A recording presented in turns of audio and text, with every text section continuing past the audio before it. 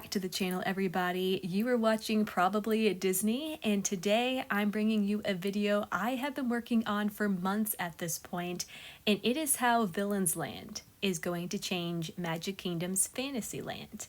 And if you're new to my channel, and if you're new to what Imagineering has in store for Walt Disney World's Magic Kingdom, let me catch you up real quick.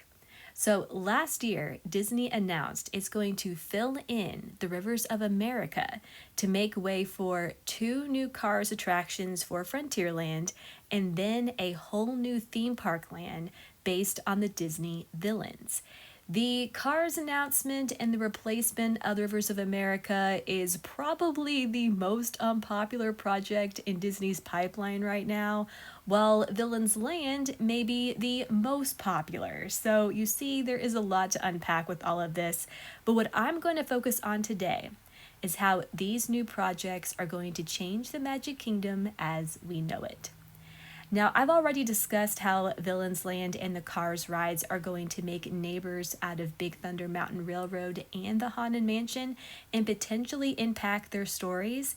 And this is largely due to the entrance to Villains Land being constructed on the old river and right next to the Haunted Mansion's current queue. So how does this, though, impact Fantasyland, you might ask? Well, there's not a single Magic Kingdom land that has one way in and one way out. Think about it.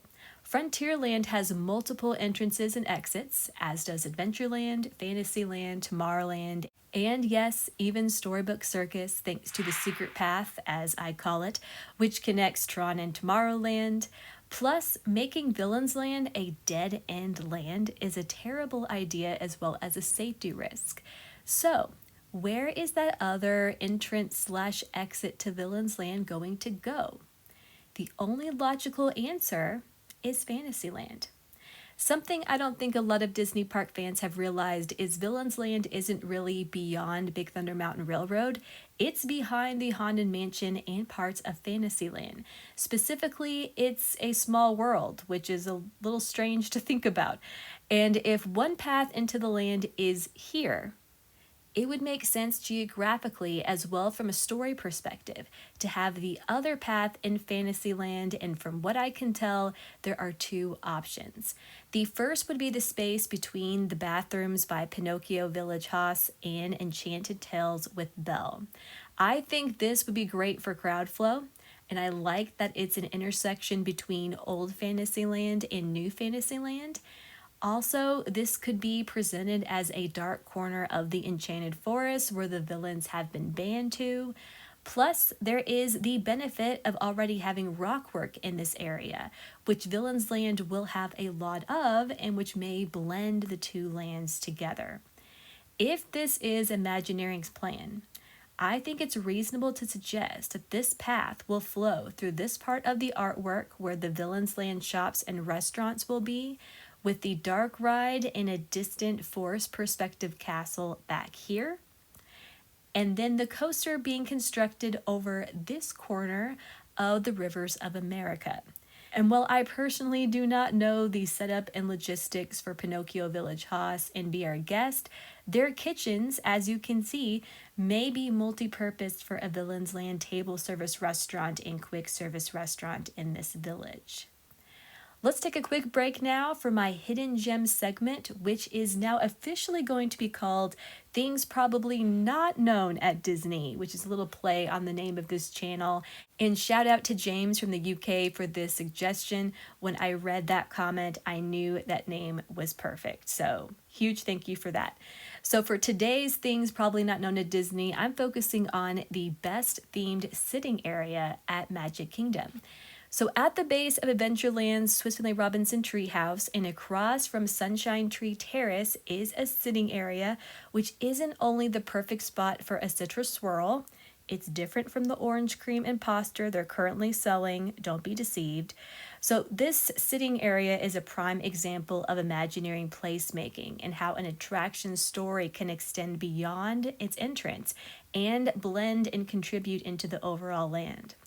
As you can see, the Swiss Family Robinson haven't only built their treehouse, but also benches, which are a mix of items salvaged from their shipwreck.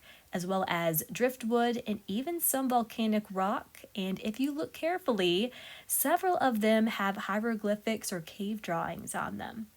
A lot of times, especially during the peak hours of the day, this space gets crowded and filled up with strollers, so a lot of guests don't even notice what's back here, but it is worth checking out for all of the detail and a few surprises. It's also an effort that was a trademark of old school Imagineering that I'd love to see brought back a bit more into the parks.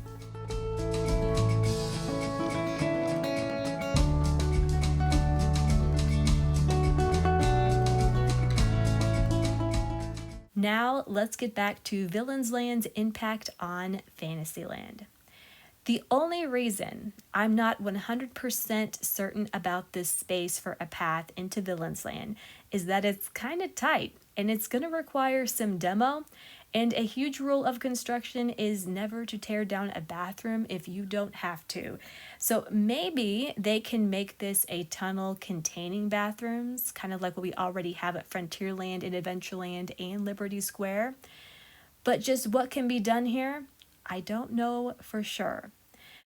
So the second option is that the Villains Land path in Fantasyland could be built between the exit for Ariel's Grotto and the entrance to Storybook Circus. In theory, I like that this would connect two distant corners of the park, and it doesn't appear as if it would require any demo, just set dressing. There's also some rock work here already in place, and I think the idea of a Villains Land behind New Fantasyland and where Ursula is actually present under the sea during the Little Mermaid ride and Gaston has his Gaston's Tavern, it kind of all ties these two lands together, creating a dark Fantasyland for Villains Land behind the Fantasyland we already know. The only reason I think this may not happen is we're not currently expecting Villains Land to extend this far behind Fantasyland. And behind this part of the park is typically where some of the fireworks are launched, but I'm not ruling it out as a potential option until we know more. Along with the Villains Land creating a new path in and out of Fantasyland, and likely adding to its story is the fact that traffic will change significantly and likely for the better in Magic Kingdom. If there is a path built by Pinocchio Village Haas, that infamous bottleneck between Small World and Peter Pan's Flight just might get some relief, as there is another way from this part of the park to reach Frontierland. But at the same time, I could easily see the space behind Pinocchio and the carousel thus becoming even more crowded than it already is, especially if this new path isn't going to be all that wide. But if the path is built next to Little Mermaid, that's also likely going to take pressure off of Fantasyland altogether, instead of making it the main thoroughfare to get to Villains Land. Lastly, I expect Villains Land to change Fantasyland in terms of its story. Those who remember the promotion for New Fantasyland up through 2014 may remember the legend of the expansion, and which can still be found on the Disney World website, and reads, "As story has it, deep in the depths of the Magic Kingdom lies a legendary world, New Fantasyland, that's long been hidden from our view by a curse. It's a place where mermaids sing, beauties tell tales, beasts roar, and elephants fly."